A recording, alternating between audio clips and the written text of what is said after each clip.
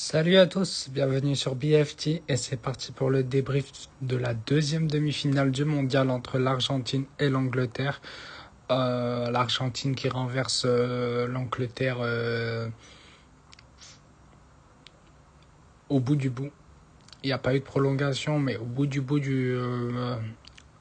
temps réglementaire avec le temps additionnel. À la 85e, il y avait encore 1-0 pour l'Angleterre. Bon, on commencer. La première mi-temps était dégueulasse des deux côtés. Faute, ça a attrapé l'arbitre à tout bout de champ. Ah, nanana, nanana. Petite stat, comme ça. Ouais, je vais commencer à intégrer quelques stats dans les débriefs. 45 minutes plus 3 minutes de temps additionnel la première mi-temps, donc 48 minutes. 46 arrêts de jeu. Donc, arrêt de jeu, ce que ça compte, c'est coup franc, corner, 6 mètres, touche, faute, etc. Terrifiant. Non, la première mi-temps, c'était vraiment du sport de combat. Il y avait zéro football. La deuxième mi-temps, l'Angleterre est revenue, est sortie du jeu de provocation, de faire des fautes, de se rouler au sol. Le jeu de l'Argentine, quoi, clairement. Est sorti de ce jeu-là et a commencé à proposer autre chose. Et ils ouvrent le score sur un superbe centre de Rodgers pour Gordon.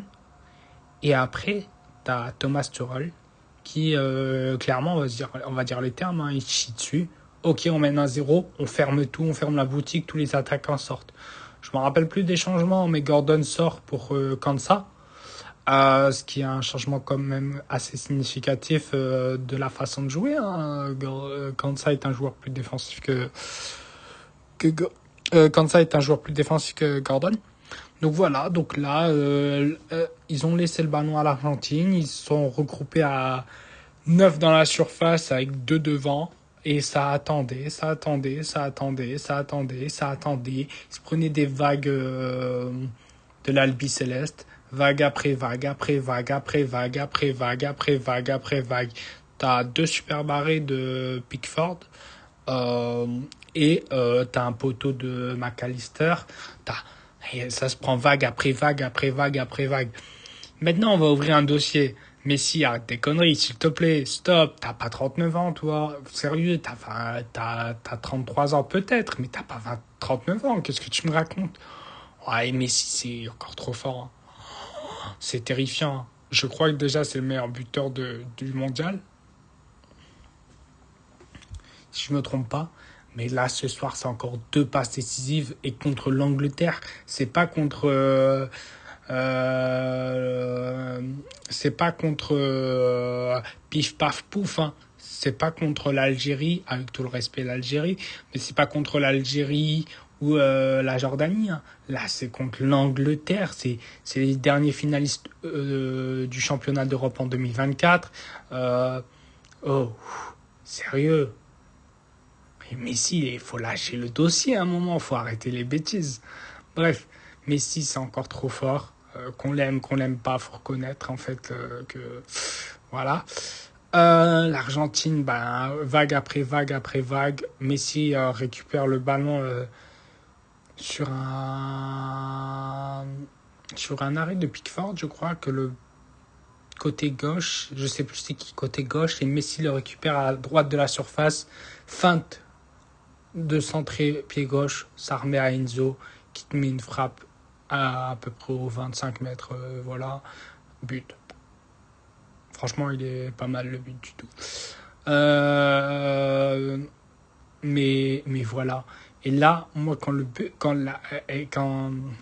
l'Argentine a marqué à égaliser, je me suis dit, attends, il y a un monde où ça ne va pas aux prolongations, cette histoire. Il y a un monde où l'Argentine met un deuxième but.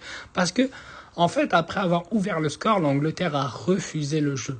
A refusé. Ballon à l'Argentine, allez-y, jouez-nous au bloc bas. Mais si tu leur laisses le ballon, il y a des joueurs, ils sont pas dégueulasses, les joueurs de l'Argentine. C'est propre techniquement. Soit Alvarez, Messi, je vous le présente pas. Même les milieux de terrain, Enzo Fernandez, McAllister. Il y a Paredes qui a joué Je savais même pas qu'il joue encore au football. Mais voilà. Mais tout ça, c'est propre techniquement. L'entrée de Montiel à droite, elle est incroyable. Moi, je la trouve très bonne. J'aimerais. Faut que je vois où il joue, mais ça a l'air d'être un latéral droit très intéressant. Attends, Montiel, ouais, c'est un latéral droit. Si je ne me trompe pas. Bref, voilà. Et bah, tu leur laisses le ballon, tu te prends vague après vague après vague après vague, bah, ils vont marquer, c'est logique. Voilà. Félicitations à l'Argentine qui se hisse pour la deuxième fois de suite en finale. Euh, Maintenant, à voir, hein. À voir ce qu'ils vont, à voir ce qu'ils vont contre l'Espagne, à voir ce que ça va donner. Parce que, en fait, le truc, c'est que l'Argentine, quand tu les presses, quand tu les oppresses, ben, ils galèrent. Mais si tu leur laisses le ballon, si tu laisses Messi dans un fauteuil, marcher tranquillement, jouer tranquillement, ben, bien sûr que tu vas te faire fumer. C'est logique. Bref. Voilà, ben, c'était le débrief. On se retrouvera pour la finale Argentine-Espagne et la petite finale France-Angleterre. Voilà. Je n'ai pas de pronostic pour ces deux matchs. Je sais pas. Vraiment, je sais pas. Le visage de l'équipe de France, il y a été catastrophique. Le visage anglais, après avoir ouvert le score aussi, je sais pas. J'ai pas d'avis sur ces matchs pour l'instant. Donc voilà, je vais vous laisser. N'hésitez pas à liker, à commenter pour me donner votre avis en commentaire sur les débriefs et sur le match. Et à partager la chaîne pour attirer un peu plus de monde. Moi, je vous dis salut.